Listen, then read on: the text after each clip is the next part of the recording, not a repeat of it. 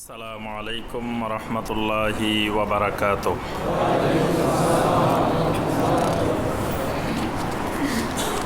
একজন জানতে চেয়েছেন নাম রাখা যাবে কিনা। নামের বিষয় তো এখানে প্রশ্ন করার দরকার নাই। আমরা বারবার বলি যে এখানে আমাদের সময় হলো একেবারে কম, মাত্র এখন নামাজের আছে আর 8 মিনিট। তা আপনি অমুক নাম রাখা যাবে কিনা, অমুক নাম রাখা যাবে কিনা, নামের ব্যাপারে যদি 10টা প্রশ্ন আসে তাহলে তো আর অন্য বিষয়ে আলোচনা করা যাবে না। নামটা আপনি যখন রাখবেন তখন আপনার আশেপাশে নামের জন্য তো বড় বিরাট মুফতি সাহেব, বিরাট আলেম দরকার নেই। আপনার আশেপাশে মসজিদের যারা ইমাম সাহেব আছেন, খতিব সাহেব আছেন, এবং এটার জন্য সহিহ আকীদা হইতে হবে, বড় কিছু হইতে হবে এরকমও জরুরি না। কারণ এটা আরবি একটা বিষয়, যে এটার অর্থগুলো ঠিক আছে কিনা, অর্থবোধক কিনা, এটা আপনি শুধু পরামর্শ করবেন যে আমি এই নামটা রাখতে চাচ্ছি, এই নামটা অর্থ ঠিক আছে কিনা, এটা অর্থবোধক কিনা, এটার মধ্যে কোনো সেরেক আছে কিনা, কোনো ধরনের খারাপ কিছু আছে কিনা, বাস ওইটা জেনে নামটা রেখে দিবেন। এটা আর কাউকে জিজ্ঞাসা করার দরকার নেই। জি, আসসালামু আলাইকুম ওয়া রাহমাতুল্লাহ। আসসালাম। মোবাইলের মাধ্যমে বরিশালে আমাদের কিছু ভাই আমাদের তাফসীর নিয়মিত শুনেন। তাদের একটা প্রশ্ন ছিল যে উমরি কাটা, আগের যে রোজা অথবা নামাজের যে কাটা হয়ে গিয়েছে, তারা তাদের এলাকার মালিককে জিজ্ঞেস করেছিল যে শাওয়ালের 6টি রোজা করা যাবে কিনা। তারা এভাবে প্রশ্ন করেছিল যে আমাদের আগে অনেকগুলি রোজা কাটা হয়ে গেছে, সেক্ষেত্রে আমাদের কী করণীয়।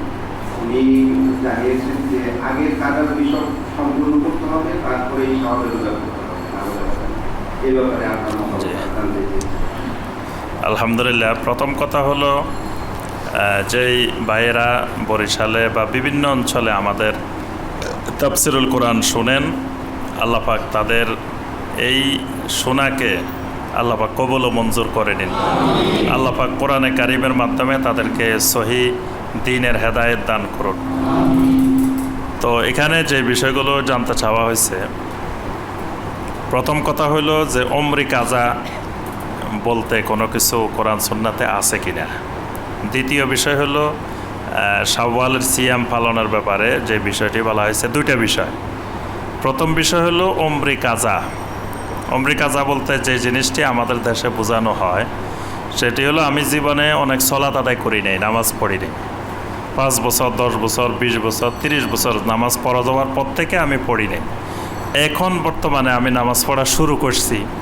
এই যে পিছনের জীবনের যে নামাজগুলো পড়ি নাই, এইগুলা আমি আবার কাজা করা, এটার নাম হলো উমরি কাজা। প্রথম কথা হলো কাজা নামাজ ইসলামে আছে। অনেকে আবার বলে যে না, আমরা কাজাই স্বীকার করি না। কাজা অবশ্যই আছে, কিন্তু উমরি কাজা নাই। কাজা সালাত আছে, কিন্তু উমরি কাজা নাই। কাজা নামাজ মানে আপনি যখন ওয়াক্তের মধ্যে আদায় করলেন, এটার নাম হলো আদা। ওয়াক্ত চলে গেছে, এটার নাম হলো কাজা। তো আপনি একজন মুসলিমের সর্বোচ্চ কোনো বিপদে আপদে সমস্যায় থাকলে সর্বোচ্চ 5 ওয়াক্ত কাজা হইতে পারে। এটা সর্বোচ্চ সীমা। কারণ 24 ঘন্টার বেশি একজন মানুষ এমন কোনো ওজরে থাকবে না সেই ওজরের কারণে তার 5 ওয়াক্তের বেশি কাজা হয়ে যাবে। সে যদি বেহুশ থাকে তাহলে তো তার নামাজে ফরজ নাই। সে 10 দিন বেহুশ থাকুক, কোনো অসুবিধা নেই, তার উপরে 1 ওয়াক্ত নামাজও ফরজ হয় নাই। তার যদি মস্তিষ্ক ঠিক না থাকে, সে পাগল থাকে, সারা জীবন পাগল, সারা জীবন নামাজ নাই। অর্থাৎ মানে স্বাভাবিক অবস্থায় আপনি 5 ওয়াক্ত কাজা হইতে পারে। আপনি এমনভাবে হয়তো কোনো এক জায়গায় আছেন, বিমানে উঠছেন 24 ঘন্টা, অজু করারও ব্যবস্থা নাই, কোনো কিছু নাই, কিছু আপনি পড়তে পারেন নাই। বা এমন কোনো আপনি সফরের মধ্যে আছেন যেখানে এরকম সলাত আদায় করার মতো আপনার অবস্থা হয় নাই। অর্থাৎ যে কোনো পরিস্থিতিতে সর্বোচ্চ 5 ওয়াক্ত পর্যন্ত কাজা হওয়ার সম্ভাবনা আছে। বাস এই 5 ওয়াক্ত কাজা হইব, আপনি এটা আদায় করে নেবেন। যখনই 6ষ্ঠ ওয়াক্ত আদায় করতে যাবেন, আগে 5 ওয়াক্ত আদায় করবেন, তারপরে 6ষ্ঠ ওয়াক্ত আদায় করবেন। ঠিক 1 ওয়াক্ত কাজা হয়েছে, পরের ওয়াক্তে গিয়ে আগের ওয়াক্ত আদায় করবেন, পরের ওয়াক্ত আদায় করবেন। যেমন ধরেন আপনি জোহরের নামাজ কাজা হয়েছে, মসজিদে গেছেন, আসরের জামাত শুরু হয়েছে, কি করবেন?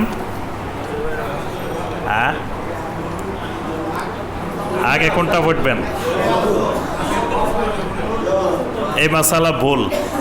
আপনার জোহর আগে কাজা হয়েছে, আগে জোহর, তারপরে আসর। এখন জামাত চলতেছে আসরের, আপনি আসরের জামাতে জোহরের সালাত আদায় করবেন। আপনার হবে জোহর, ইমাম সাহেবের আসর। এরপরে আপনি জোহর শেষ করবেন, তারপরে আপনি আসর পড়বেন। আচ্ছা, এখন আপনার মাগরিবের কাজা হয়েছে, গেছেন এশার নামাজে, এবার কি করবেন? মাগরিবের হলো 3 রাকাত, এশার হলো 4 রাকাত, কি করবেন এবার?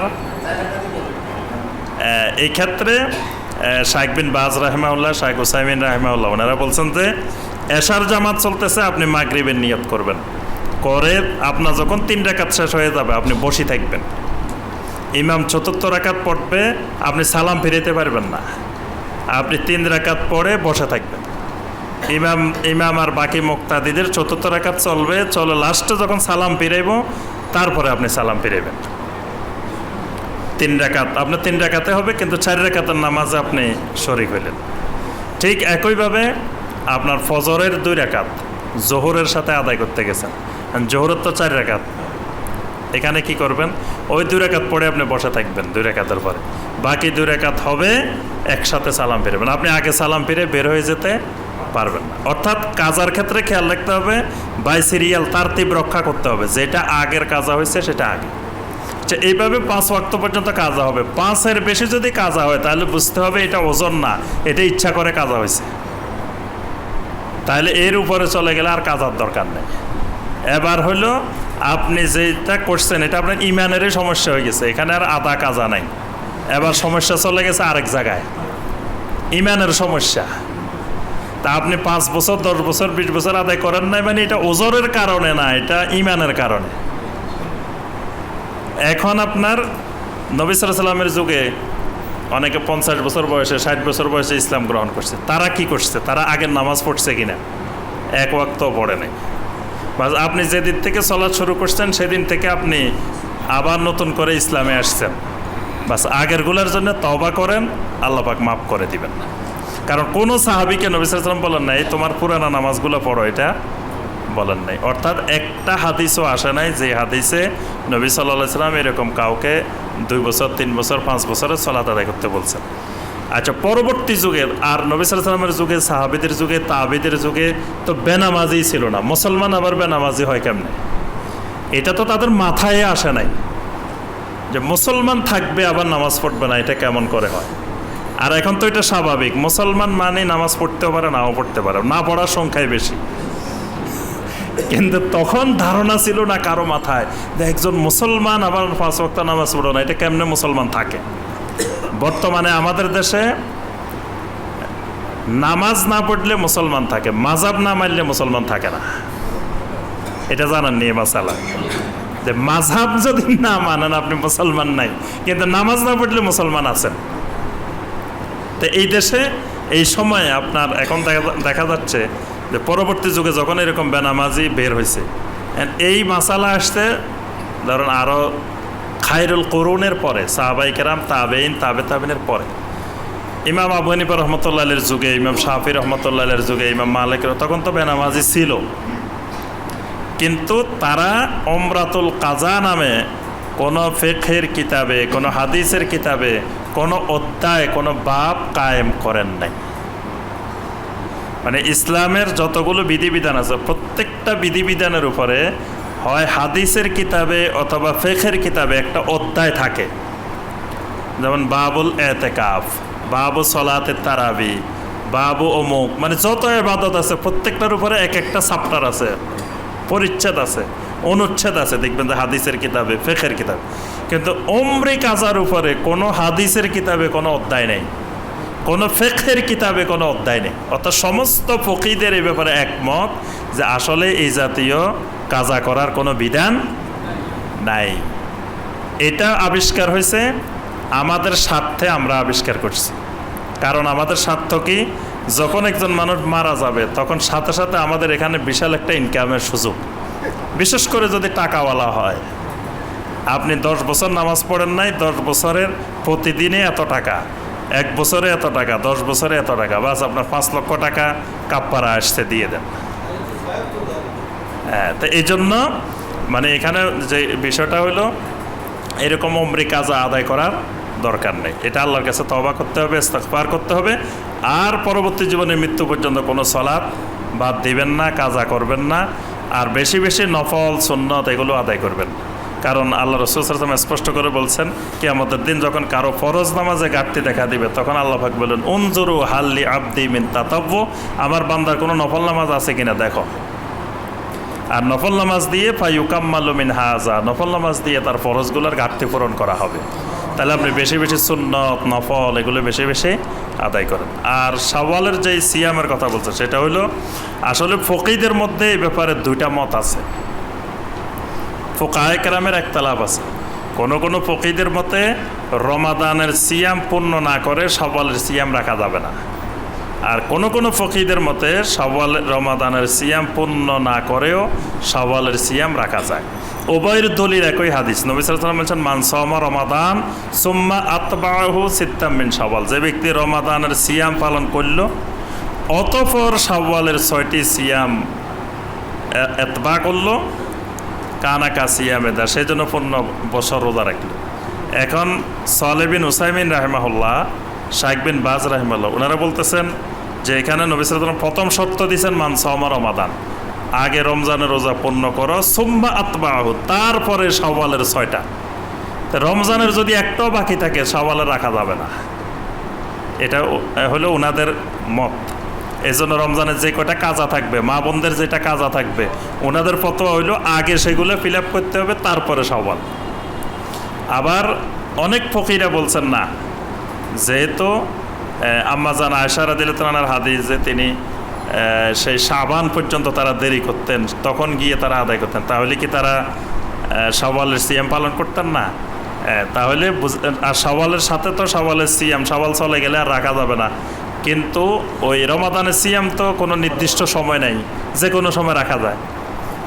কিন্তু শাইখ বিন বাজ উসাইমিন রাহিমাহুল্লাহ ওনারা বলছেন যে না, আম্মা জানের যে হাদিস, এটা আসলে প্রতি বছর না, এটা জীবনে 1 বছর, মানে কোনো এক বছর এরকম ঘটছে যে আম্মা জানেরা এরকম কাজাটা ওই শাবান পর্যন্ত দেরি করছেন, আর যে বছর দেরি করছেন ওই বছর শাওয়ালের রোজায় রাখেন নাই, মানে ওই সিয়াম পালন করা পর্যন্ত মাঝখানে কোনো নফল রোজায় রাখেন নাই।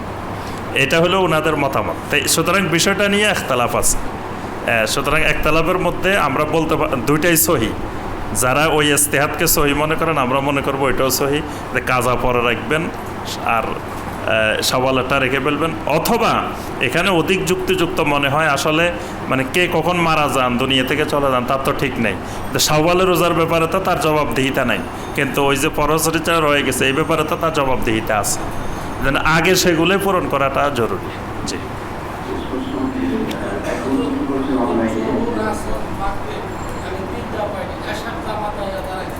তখন আমি জোহর পড়বো, আগে জোহর শেষ হবে, তারপরে আসর মাগরিব।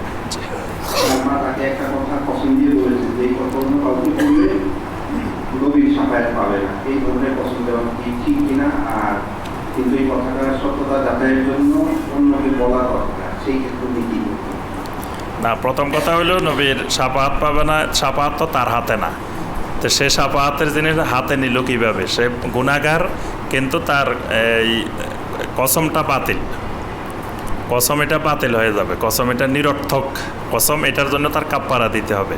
কারণ সাফায়াতকে পাবে না পাবে এগুলো তো তার হাতে না, এটা আল্লাহর হাতে। আল্লাহ পাক ঠিক করবেন কার জন্য সাফায়াত করবেন। সুবহানাকাল্লাহুম্মা বিহামদিকা।